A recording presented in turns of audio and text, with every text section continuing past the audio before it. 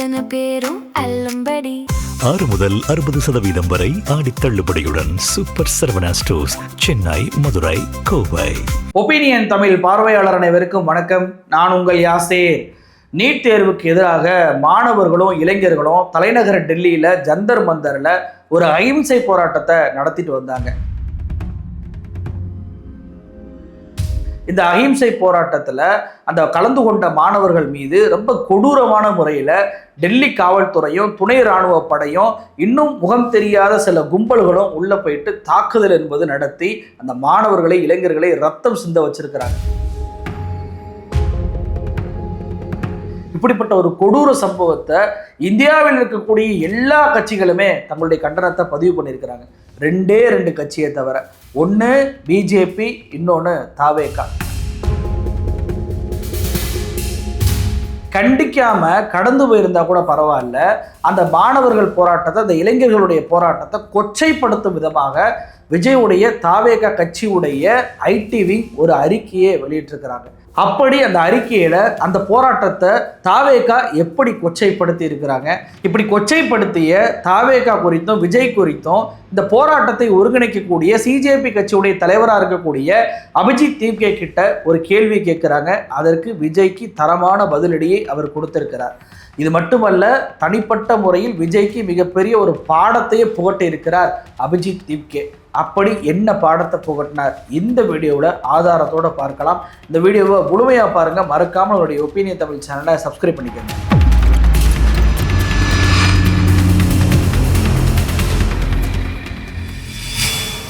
NEET தேர்வுக்கு எதிராக தர்மேந்திர பிரதான் பதவி நீக்கம் பண்ணணும் அப்படின்னு சொல்லிட்டு ஒரு அகிம்சை போராட்டத்தை மாணவர்கள் தொடர்ச்சியாக நடத்திட்டு வராங்க. சிஜேபி கட்சி அப்படின்ற பேரில் நடக்கக்கூடிய இந்த போராட்டத்தை ஆரம்பத்திலிருந்தே ஒன்றிய பாஜக அரசு முடக்கக்கூடிய எல்லா வேலையும் செஞ்சாங்க. நேற்றைக்கு நாடாளுமன்றம் கூடிய முதல் நாள்லேயே பார்த்தீங்க அப்படின்னா மிகப்பெரிய அளவுக்கு தடியடியை நடத்தி இருக்கிறாங்க. இதில் மாணவர்கள் மட்டுமல்ல, இளைஞர்கள், பெண்கள், குறிப்பாக சிறுவர்கள், பெரியவர்கள் அப்படின்னு சொல்லிட்டு பாகுபாடே இல்லாமல் கண்ணில் படக்கூடிய அத்தனை பேரையுமே தாக்கி இருக்கிறது இந்த டெல்லி காவல்துறை. இவ்வளவு மோசமான ஒரு சம்பவம் நடந்த உடனேயே அத்தனை கட்சிகளுமே இதற்கு எதிராக குரலை கொடுத்துக்கிட்டு இருக்கிறாங்க. வெறும் கட்சிகள் மட்டுமல்ல, இந்த தாக்குதலை கண்டித்து கோவாவாக இருக்கட்டும், புதுச்சேரியாக இருக்கட்டும், பல்வேறு இடங்களில் மெழுகுவத்தி ஏந்தி மக்கள் அந்த மாணவர்களுக்கும் இளைஞர்களுக்கும் ஆதரவு கொடுத்ததை பார்க்க முடிஞ்சு. தமிழ்நாடு தான் இது போன்ற விஷயங்களில் முதல்ல குரல் கொடுக்கும். இங்கே தமிழ்நாட்டில் இருந்து உதயநிதி ஸ்டாலின் அவர்களும் திமுகவும் தங்களுடைய கண்டனத்தை பதிவு பண்ணுறாங்க. அந்த மாணவர்களுடைய குரலை கேட்பதற்கு உங்களுக்கு என்ன பிரச்சனை? அந்த மாணவர்களை அழைத்து பேசுங்க. அவங்கள மீது தடியடி நடத்தி ரத்தம் சிந்த வச்சது வன்மையாக கண்டிக்கத்தக்கது. ஒன்றிய அரசு நான் கண்டிக்கிறேன் அப்படின்னு சொல்லிட்டு உதயநிதி ஸ்டாலின் தன்னுடைய தனிப்பட்ட ட்விட்டர் பக்கத்தில் ஒரு பதிவை கண்டனத்தை வெளியிடுறார். திமுக தங்களுடைய கண்டனத்தை பதிவு பண்ணுறாங்க. அதே மாதிரி விஜய் அவர்கள் முதலமைச்சராக இருக்கிறாரு, முதல் குரல் அவர்கிட்ட தான் வரும் அப்படின்னு சொல்லிட்டு ஏதேனும் கண்டனத்தை பதிவு பண்ணியிருக்கிறாரா அப்படின்னு சொல்லிட்டு அவருடைய ட்விட்டர் ஐடிக்கு போய் பார்க்குறேன். டிவிகே விஜய்ன்ற பக்கத்தில் எந்த அறிக்கையும் வரவே இல்லை. சரி, ஆக்டர் விஜய்ன்ற ஒரு பக்கம் வச்சிருக்கிறாரு, அதுலையாவது ஏதாவது அறிக்கையை வெளியிட்டிருக்கிறாரா அப்படின்னு சொல்லி பார்த்தா ஜனநாயகன் படத்துடைய ப்ரோமோ காட்சியை அதில் வெளியிட்டிருக்கிறார். 23ஆம் தேதி என் படம் ரிலீஸ் ஆக போது எல்லாரும் பாருங்க அப்படின்ற ரீதியில் அந்த ப்ரோமோ காட்சியை சரியாக மாலை 5:09 அதை வெளியிட்டிருக்கிறார். மாணவர் போராட்டத்தில் காலையிலிருந்து தடியடி நடத்தி ரத்தம் சிந்திக்கிட்டு இருக்கிறாங்க மாணவர்கள். ஜென்சி இளைஞர்கள், எங்கள் இளைஞர்களுக்கு ஓட்டு போடுங்க, சிறுவர்களை கூட விட்டு வைக்காம உங்களுடைய தாத்தா பாட்டி உங்கள் பெற்றோர்கள் காதில் போய் விசில் ஊதுங்கள்லாம் பிரச்சாரம் பண்ண விஜய் அவர்கள் இந்த மாணவர்களுக்காக குரல் கொடுக்கவே இல்லை. ஏன் இந்த போராட்டம் என்பது என்ன டெல்லி போராட்டமா? ஏன் நம்ம நீட் தேர்வால் தமிழ்நாட்டில் பாதிக்கப்படலையா? நாம தாங்க முதல்ல பாதிக்கப்பட்டோம். அனிதா என்ற மாணவியை நாம தான் இழந்தோம். தமிழ்நாடு தான் இந்த விஷயத்தில் முதல்ல இருந்து குரல் கொடுத்துக்கிட்டு இருக்கு. இப்போதான் அங்கே போராட்டம் நடக்குது.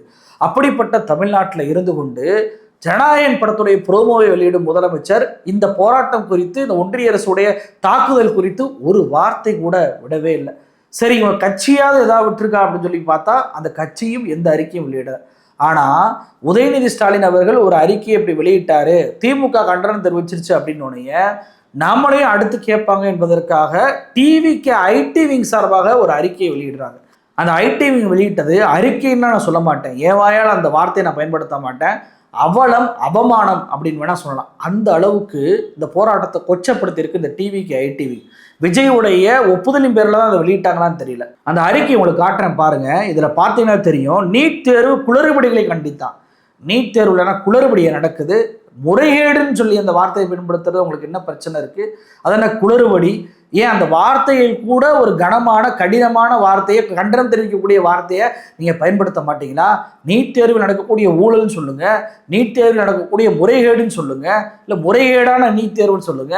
அதை விட்டுட்டு குளறுபடியா இது இப்படி சொல்லிட்டு அடுத்து வந்து போட்டிருக்கிறாங்க, நாடாளுமன்றம் நோக்கி பேரணியாக செல்ல முயன்ற கரப்பான்பூச்சி ஜனதா கட்சியினருக்கும் காவல்துறையினருக்கும் இடையே ஏற்பட்ட மோதல் முழுவதுமாக தவிர்க்கப்பட்டிருக்க வேண்டும் என்றார். அக்மார்க் சங்கி கூட இப்படி தன்னுடைய பாஜகவை டிஃபெண்ட் பண்ண மாட்டான் இப்படியான வார்த்தைகளை பயன்படுத்தி. யாருங்க தாக்குனது? என்ன இருவருக்கும் நடந்த மோதல் மாதிரி கேட்குறீங்க? மோதல்னா என்னங்க? இவங்களும் தாக்கியிருக்கணும், அவங்களும் தாக்கியிருக்கணும், இதுதான் மோதல். ஆனால் அங்கே அப்படியே நடந்துச்சு. அந்த மாணவர்களை எந்த அளவுக்கு காவல்துறை அடிச்சு நிமித்துனாங்க. ஒரு மாணவர்கள்லாம் அடி தாங்க முடியாம, அடிக்கிறீங்களா அடிங்க, நான் நிற்கிறேன் வாங்கிக்கிறேன் அப்படின்னு சொல்லிட்டு அந்த சுற்றி அத்தனை பேர் அடிக்க அந்த போலீஸ் தடியடியை தன்னோட வாங்குறாரு. அது அவ்வளோ தூரத்துக்கு வைரலாக பரவுச்சு. ஒரு மாணவன் தடியடின்னு தப்பிப்பதற்காக ஓடுறாரு, ஒரு துணை ராணுவ படை காலை உள்ள விட்டுட்டு அந்த மாணவரை தள்ளி விடுவதை பார்க்க முடியுது. எவ்வளவு தூரத்திற்கு மோசமான அணுகுமுறை இது. அந்த விழுந்த மாணவனை கும்பல்கள் கொண்டு தாக்குவதை போல இராணுவ படை தாக்குது. இதை விட கொடுமை என்னன்னா, இராணுவ படையும் டெல்லி போலீஸுக்கும் சம்பந்தமே இல்லாத ஒரு நபர்கள் மாணவர்களை போல ஆடை அணிந்து முகத்துல வந்துட்டு கர்ச்சி போச்சு மூடி இருக்கான். அவன் வந்துட்டு போலீஸ் கத்தி எடுத்து தாக்குதல் பண்றான். நீ யாரு? நீ இன்னத்துக்கு வந்து இங்க பண்ணிக்கிட்டு இருக்க, அடிக்கடி பண்றன்னா அவன் என்ன வேணாலும் பண்ணிக்க அப்படின்ற மாதிரி அவ்வளவு துணிச்சலோடு வீடியோ முன்னாடி முன்னிட்டு தாக்குதலை பண்ணுவதை பார்க்க முடியுது. அப்ப டெல்லி போலீஸ், துணை ராணுவ படை மட்டுமல்ல, பாஜகவுடைய ஏவல் கும்பலும் இப்படி முகமரியாதை கும்பலும் உள்ள புகுந்து மாணவர்களை தாக்கி இருக்கிறாங்க. ஆனா நம்ம விஜயுடைய கட்சியுடைய ஐடிவி என்ன சொல்லுது? 2 பேரும் மோதிக்கிட்டாங்க, இதை தவிர்க்கப்படணும் அப்படின்றாங்க. யாரை தவிர்த்திருக்கணும்? போலீஸ் கல்லை எடுத்து மாணவர்கள் மீது எரியுதுங்க. பதிலில் ஒரே ஒரு தாக்குதலாவது மாணவர்கள் தரப்புல இருந்து பண்ணியிருப்பாங்களா? விஜய்க்கும் தாவேக்காவுக்கும் நான் ஒரு சவால் விடுறேன், போலீஸை தாக்குன மாதிரி ஏதாவது ஒரு வீடியோவை உங்களால் காட்ட முடியுமா?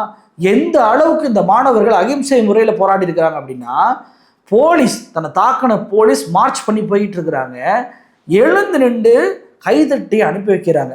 எந்த அளவுக்கு அகிம்சை முறையில் ஒரு எதிர்ப்பு பாருங்க.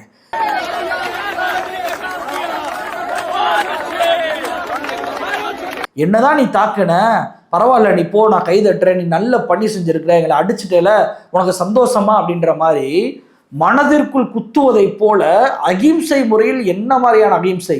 இதெல்லாம் வந்துட்டு அகிம்சையோட எக்ஸ்ட்ரீம் லெவல்னு சொல்லலாம். அந்த அளவுக்கு எழுந்து நின்று கைதட்டி அந்த துணை ராணுவ படையை அனுப்பி வைக்கிறாங்க, எதிர்ப்பு தெரிவிக்கிறாங்க. ஏன் மாணவர்களுடைய எண்ணிக்கை எவ்வளோ, போலீஸோட எண்ணிக்கை எவ்வளோ? நினச்சிருந்தா தாக்கியிருக்கலாம்ல. ஒரு இடத்தில் கூட அந்த சம்பவம் நடக்கலை. ஆனால் விஜயுடைய கட்சி எப்படி பிராண்ட் பண்ணுறாங்க, 2 பேருக்கு நடந்த மோதல் தவிர்க்கப்படணுமா? என்னங்க, போலீஸை, டெல்லி போலீஸை தவிர்க்கணும்னு சொல்கிறீங்களா? அதில் ஒரு நியாயம் இருக்குது.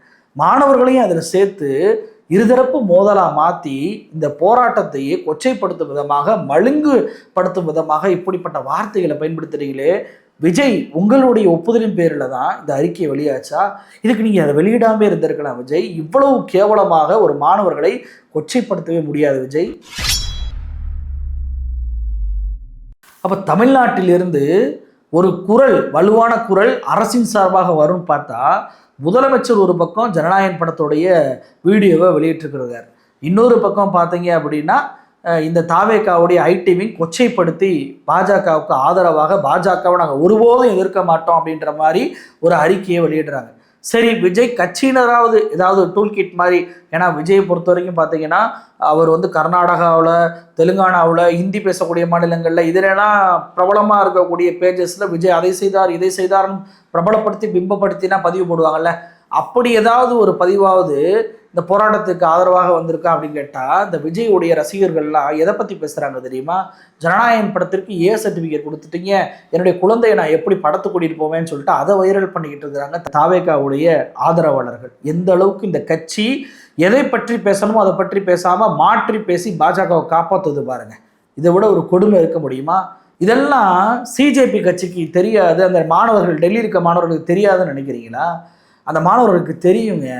அதாவது விஜய் அவர்கள் பெரம்பூருக்கு சட்டமன்ற தொகுதி அதில் போயிட்டு அவருடைய எம்எல்ஏ ஆஃபீஸை திறந்து வைக்க போனார்ல, அந்த நடந்து வரக்கூடிய வீடியோவை எடுத்து டெல்லியில் சிஜேபி கட்சிக்கு ஆதரவு கொடுப்பதற்காக விஜய் அவர்கள் போயிருக்கிறாரு அப்படின்னு சொல்லிட்டு ஒரு வீடியோவை பரப்பி விட்டாங்க.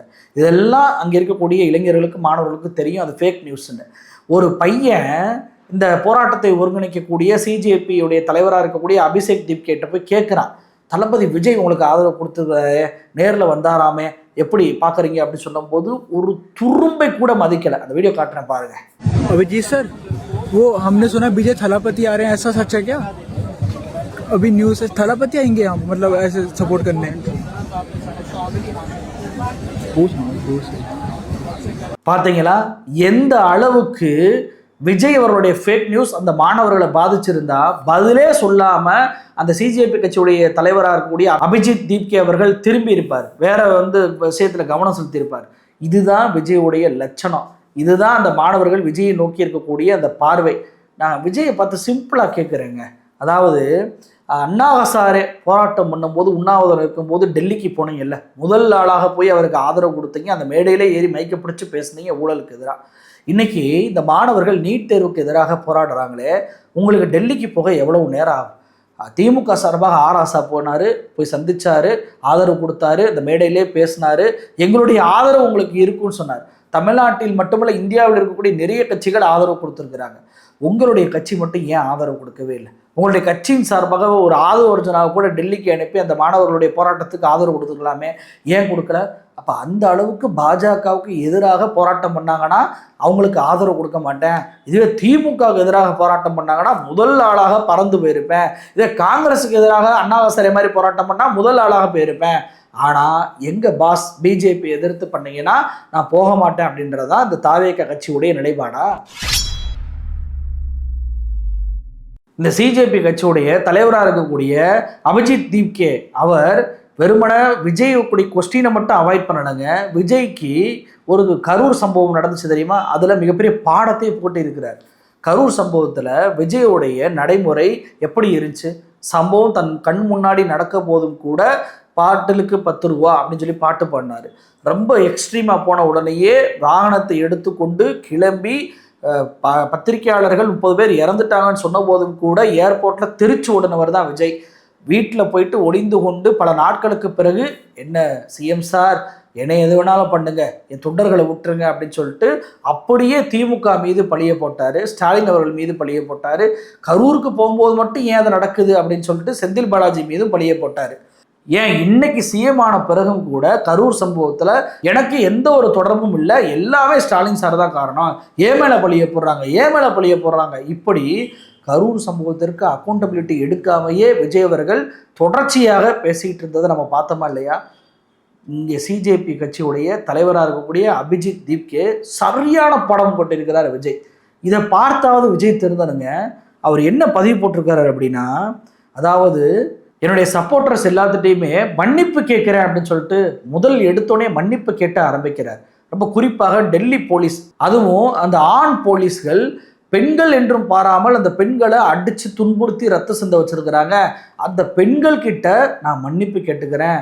இந்த மனித தன்மையே அற்ற அந்த டெல்லி போலீஸ்ல இருந்து உங்களை காப்பாற்றுவதற்கு இன்னும் நான் சரியான விஷயங்களை பண்ணியிருக்கணும் அப்படின்னு சொல்லிட்டு எனக்கு தோணுது. ஒரே ஒரு தர்மேந்திர பிரதானை பாதுகாப்பதற்காக, அதுவும் நீட் தேர்வால் 20க்கும் மேற்பட்ட மாணவர்கள் உயிரை இழந்த அந்த தர்மேந்திர பிரதானை பாதுகாக்க வேண்டும் என்பதற்காக ஆயிரக்கணக்கான இளைஞர்களுடைய இரத்தத்தை காவு வாங்கியிருக்கிறது இந்த ஒன்றிய பாஜக அரசு. இதில் பாதிக்கப்பட்ட, அதாவது நீங்கள் காயம் பட்டிருந்தீங்க அப்படின்னா நான் போட்டிருக்க இந்த ட்விட்டர் நீங்கள் பார்த்தீங்க அப்படின்னா எனக்கு தனிப்பட்ட முறையில் மெசேஜ் அனுப்புங்க. உங்களிடம் தனிப்பட்ட முறையில் நான் பேச வேண்டும், உங்களிடம் தனிப்பட்ட முறையில் மன்னிப்பு கேட்க வேண்டும், உங்களுக்கு நான் ஆறுதல் சொல்ல வேண்டும் அப்படின்னு சொல்லிட்டு ஒரு ட்விட்டர் போட்டிருக்கிறாருங்க இந்த சிஜேபி கட்சியுடைய தலைவராக இருக்கக்கூடிய அபிஜித் தீப்கே. எப்படி ஒரு ரெஸ்பான்சிபிலிட்டி, ஒரு அக்கௌண்டபிலிட்டி அவர் எடுக்கிறாரு பாருங்க. ஒரு தலைவன்னா இப்படி தாங்க இருக்கணும். அந்த இடத்தில் அவர் இல்லை என்றாலும் கூட நான் உங்களுக்கு சிறப்பான ஏற்பாடுகளை பண்ணியிருக்கணும், இந்த போலீஸ் இப்படி பண்ணுவாங்கன்னு தெரிஞ்சிருந்தா நான் உங்களுக்கு முன்கூட்டியே பாதுகாப்பை ப்ரொடெக்ஷனை நான் கொடுத்துருக்கணும், நான் மன்னிப்பு கேட்குறேன் அப்படின்ற அந்த கேட்குற அந்த மன்னிப்பு இருக்குல்ல, ஒவ்வொருத்தர்கிட்டையும் நான் ஆறுதல் சொல்கிறேன், எனக்கு நீங்கள் மெசேஜ் பண்ணுங்கள், எல்லார்ட்டையும் நான் பேசுகிறேன் அப்படின்ற அந்த பண்பு இருக்குது தெரியுமா, கரூரில் விஜய் கிட்ட தெரிஞ்சாங்க. இன்று வரைக்கும் விஜய் வாயால் மன்னிப்புன்ற வார்த்தை வரவே இல்லை. அந்த விஷயத்திற்கு நான் பொறுப்பேற்றுக் கொள்கிறேன்ற வார்த்தையும் வரலை. கரூரில் நான் பிரச்சாரம் பண்ண வந்த இடத்துல கூட்ட நெரிசல்ல இப்படியான சம்பவம் என்பது நடந்துருச்சு. என்னை பார்க்க வந்த இந்த மக்கள் இப்படி பலியாயிட்டாங்கன்றதை என்னால் ஜீரணிக்கவே முடியலை. நான் உங்ககிட்ட மன்னிப்பு கேட்டுக்கிறேன். அடுத்து இது போன்ற கூட்டங்களில் நான் இது போன்ற நடக்காத மாதிரி எல்லா ஏற்பாடுகளையும் பண்ணுறேன், என்னை மன்னிச்சுக்கோங்க.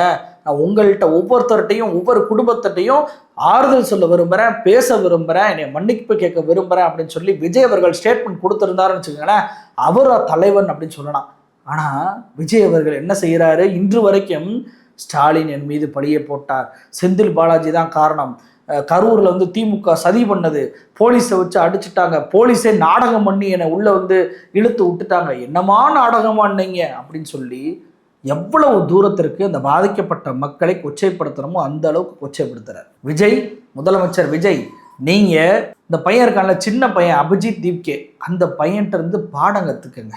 இன்றைக்கி உங்களுக்கு பாடம் புகட்டியிருக்கான். ஒரு சம்பவம் இது மாதிரி நடந்துச்சுன்னா நாம் எப்படி ரெஸ்பான்சிபிலிட்டி எடுத்துக்கிறணும் அப்படின்னு சொல்லிட்டு உங்களுக்கு ஒரு பாடத்தை புகட்டி இருக்கிறார் அந்த இளைஞர். அந்த இளைஞரிடமாவது பாடத்தை கற்றுக்கொண்டு இனியாவது அடுத்தவர்கள் மீது பழி போடுவதை தயவு செய்து கைவிடுங்க. இனியாவது உங்களால் நீட் தேர்வு பற்றி பேச முடியல, பாஜகவை பற்றி பேச எனக்கு திராணி இல்லை, தெம்பு இல்லை அப்படின்னா தயவு செய்து போராடுபவர்களை கொச்சைப்படுத்தாதீங்க. அதாவது 2 பேரும் தாக்குனாங்க, 2 பேரும் வந்து தவிர்த்திருக்கணும் அப்படின்ற வார்த்தைகளை நடுநிலை நாயகமாக பேசுவதை எல்லாம் ஒரு முதலமைச்சராக, அதுவும் தமிழ்நாட்டுடைய முதலமைச்சராக இருக்கக்கூடிய உங்களுடைய கட்சியினர் வந்து பேசுவது எவ்வளவு பெரிய அபத்தம். இதை நீங்கள் தடுத்து நிறுத்தியிருக்க வேண்டாமா? உங்களுடைய ஒப்புதல் பேரில் தான் அந்த அறிக்கை வந்துச்சா? இப்படியாக மாணவர்களை இளைஞர்களை கொச்சைப்படுத்தி விட்டு நீங்கள் யாருக்கு ஆதரவாக நிற்க போகிறீங்க? பாஜகவுடைய பி டீமாகவே தொடர்ச்சியாக தாவேக்காவை நகர்த்தி கொண்டு போய்விடலாம் அப்படின்னு சொல்லிட்டு நினைக்கிறீங்களா? மாணவர்களும் இளைஞர்கள் என்ன அவ்வளவு ஏமாளிகளா? உங்கள் கட்சியுடைய ஸ்டேட்மெண்ட்டை பார்க்கக்கூடிய அந்த பிற மாநில மாணவர்கள் தமிழ்நாட்டை எந்த பார்வையில் பார்ப்பாங்க? எப்படிப்பட்ட தமிழ்நாடு இன்னைக்கு எப்படிப்பட்ட மாநிலமாக மாறி இருக்கு அப்படின்னு சொல்லி பார்ப்பாங்க. ஏற்கனவே சினிமா நடிகனுக்கு ஓட்டு போட்டு சிஎம் ஆக்கக்கூடிய அளவுக்கு தான் அந்த மாநிலம் இருக்கு அப்படின்ற கெட்ட பெயர் இப்போ உருவாகி இருக்கு. அப்படிப்பட்ட நிலையில அந்த மாணவர் போராட்டத்தை மேலும் மேலும் கொச்சைப்படுத்தி பாஜகவுக்கு உங்களுடைய கட்சி விசுவாசத்தை காட்டி இங்க இருக்கக்கூடிய மாணவர்களையும் இளைஞர்களையும் மட்டுப்படுத்தி விடாதீங்க, அவமானப்படுத்தி விட்டுறாதீங்க அப்படின்றதான் எல்லோருடைய கோரிக்கை. நீட் தேர்வுக்கு எதிராக போராடக்கூடிய அந்த மாணவர்களுடைய கோரிக்கையை ஒன்றிய பாஜக அரசு ஏற்றுக்கொண்டே ஆகணும். அவங்க வைக்கக்கூடிய அத்தனை கோரிக்கைகளை ஏற்றுக்கொள்ள வேணும். நாம் அத்தனை பேரும் அந்த மாணவர்களுக்கு ஆதரவாக நிற்போம். நன்றி.